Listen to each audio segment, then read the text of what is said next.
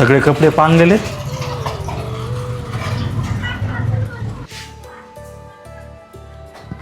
सगळं किचन बी घाण झालं. राहुल, कल्पना कुठे आहे? का माहिती वही नुसत्या सकाळपासून नुसत्या मेकअपच करायला लागल्या आणि काही काम पण नाही करीत.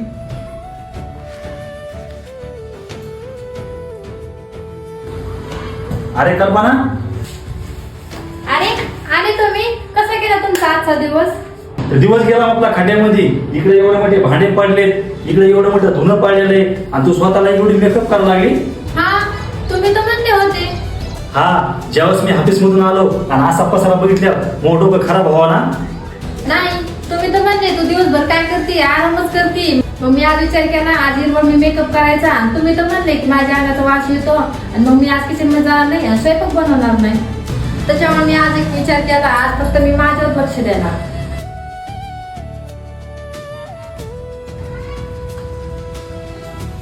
काय झालं आता इथं कशाला आले?